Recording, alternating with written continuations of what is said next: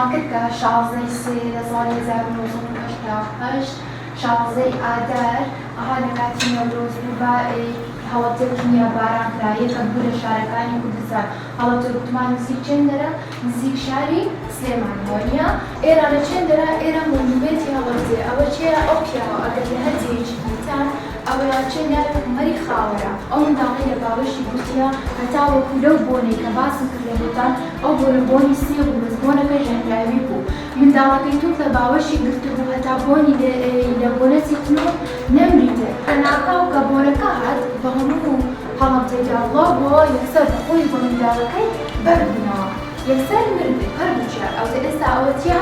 پەیکە ئەو پەیکەیان بە گەورەی دروست کردیە لە هەڵەبجەیاندا لە هەندێک لە شارەکانی دەرەوەی کوردستانیش هەیە.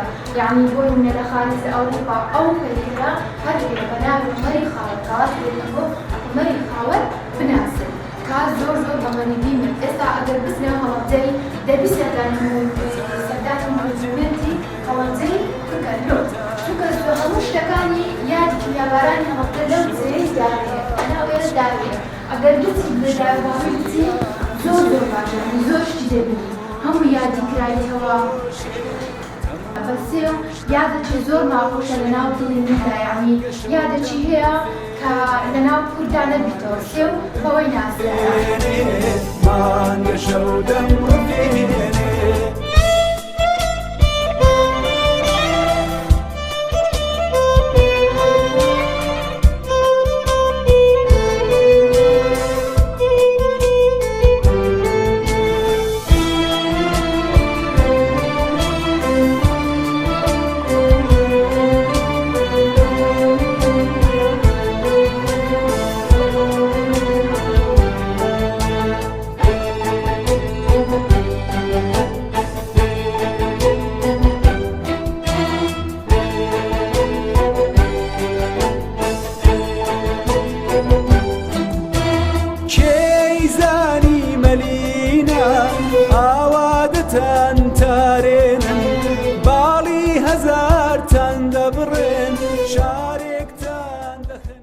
باخچە و قوتابخانەی بان ماڵێک بۆ پەروەردە و ژیان.